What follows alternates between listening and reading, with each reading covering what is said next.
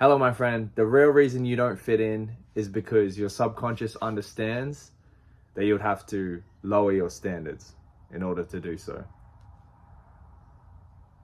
The real reason you don't fit in is because you're not supposed to. Sometimes you get around certain people and you're just not yourself. You can't speak about the things at the level that you want to speak them at. And so you kind of have to shrink yourself in order to fit in.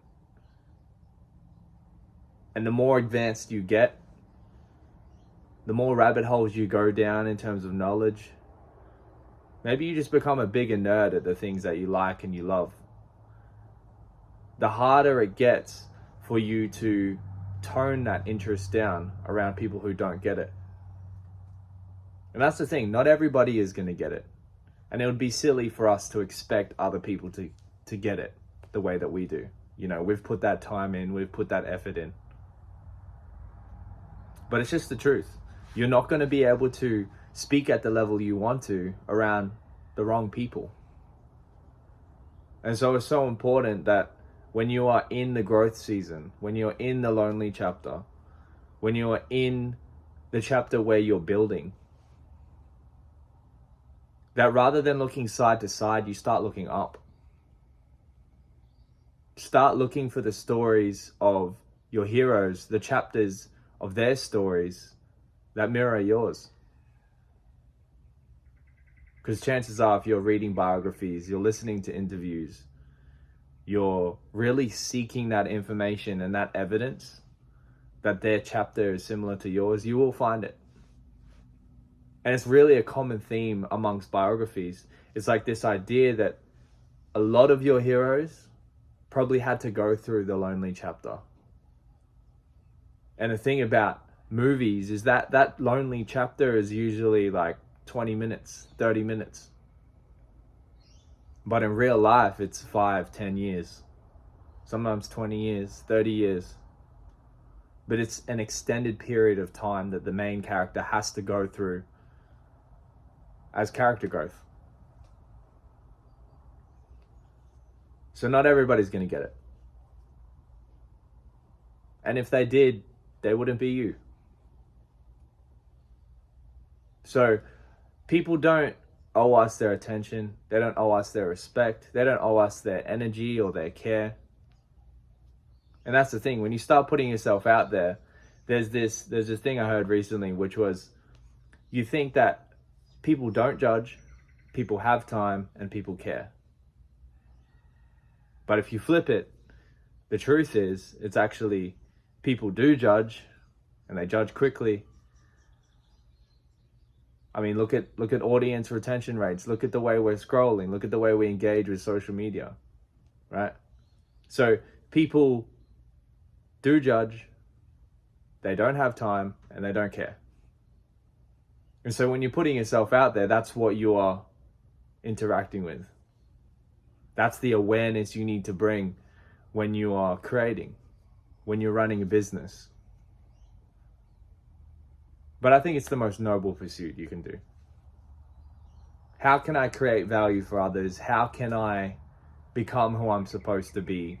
How can I maximize my own potential? Because I think 98% of people, or a large majority of people, just don't have that aim. Maybe they're just drifting. Maybe they don't have a goal. And so if you're part of the 2% that does have a goal, of course you're not going to feel overly comfortable around everybody. And that's the thing. I find it easy to be in social situations. I find it easy to make new friends. But in all honesty, I would much rather just be working by myself, getting my goals done, going after the things that I want and building my future and building myself. Like most people don't even read nowadays. So you don't have to worry about your competition. Your competition can't even focus long enough to read a book for 5 minutes. And that's the biggest protection mechanism that you can build into your life nowadays. Is how can I protect my attention? How can I protect my focus so that I can get the things that I want to get done? Because if we fall into that drifting state, which a lot of people are in, right? And I completely get it, because from experience, I have been in that drifting state, right? Where I just don't know what I'm doing. I don't have a goal. But the moment you really aim for something, I think that's the key, is to have something you're aiming for and taking action on it. A lot of self-doubt, a lot of envy, resentment, a lot of those negative emotions come from us just not doing what we know we need to be doing, right? Because when we're taking massive action, you just don't have time for that. You don't have the energy for it. Those emotions don't surface to the same level that they do when you're sitting back and watching. Because that's what a lot of people are doing. They're just watching, right? I'm sure you personally know people that have potential, they have skills, they have talents, but they don't have the self-esteem to back it up and take action. So they just watch. And over time, you'll notice that the more somebody watches, the more the comments kind of get a bit edgy. It's the, oh, I could have done that. Or, oh, that's not original. It's like, okay, you go do it then. Right? You go do it. So it's just keeping that in mind. When you're building a business, when you're an artist, when you're really trying to change your own situation, unfortunately, there's going to be a lot of people that choose their comfort over your growth. They're going to choose their comfort over your growth, because they need to catch up with that idea of you. Your self-image is starting to change. You're thinking of yourself, or maybe you've always thought of yourself as something, and now you're materializing, and now your environment around you has to adjust. And a lot of people just don't like change. So there's this quote by, I think it's by Charles Darwin, right? Or is attributed to him at least, which is, it's not the strongest of the species, it's not the most intelligent of the species, but the most adaptable that survives.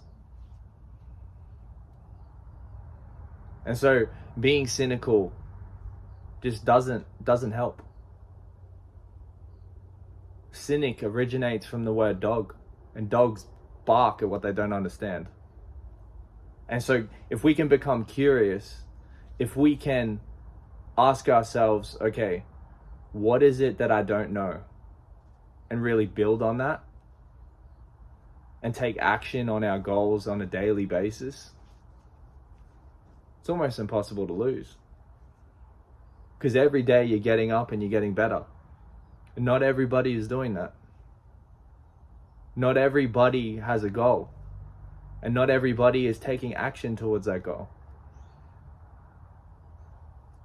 I found that in my own life, the way to get rid of anxiety is to take massive action. And it's also just to cut down on a lot of the things that I think I should be doing and just focus on the ones that actually matter.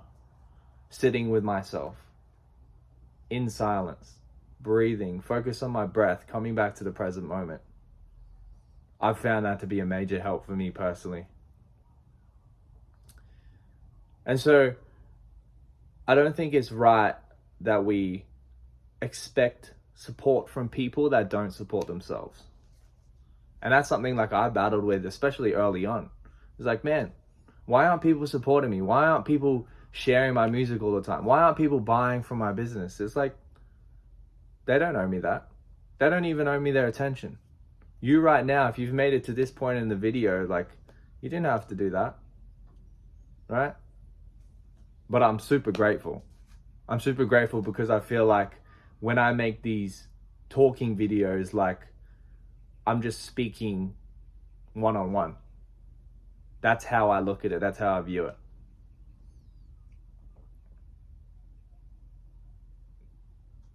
So the real reason you don't fit in The real reason you don't fit in is because you're not supposed to. You're supposed to be you. A collision of multiple interests, of hobbies, of passions, of things you like to do, of people who you've been, you are, and who you will become. As humans, we're not just one thing, right? So I think it reaches a certain point in your life where you have to create your own archetype. At least that's what's worked for me. So I make music. I like learning other languages. I like eating foods from so many different cultures. I like building my business, right? And selling clothes. I think it's less about the clothes themselves and just like obviously the money you get from doing business in an idea that you believed in just hits different. I've got nothing against traditional jobs, right? Traditional jobs, if you love what you're doing, then just stick with it. Like this, obviously this video isn't for you. This message is, but that feeling of building something, taking from something from 0 to 1, at least in my experience, felt better than like 2 to 10. Taking an idea from 0 to 1 and it working, unbeatable. And I don't think you can take an idea from 0 to 1 by following everybody else. You have to be on your own path. At least long term. Because you can't copy people when you're on your own path. You can take inspiration. You can take parts from other people. But at the end of the day, they were on a different terrain and they were following their map.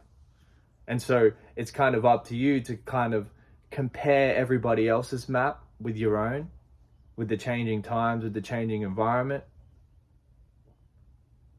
Maybe some of the people you look up to, maybe some of your family or friends are operating on a different terrain. Whether it's physically, mentally, even digitally. And so you've got to kind of come back to center, come back to you, a return to you and what you are truly interested in, and come up with your own map. Because that's the only way that you're going to navigate the terrain in a way that works for you.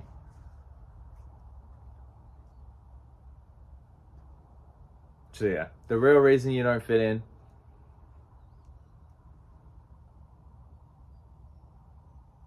you're not supposed to.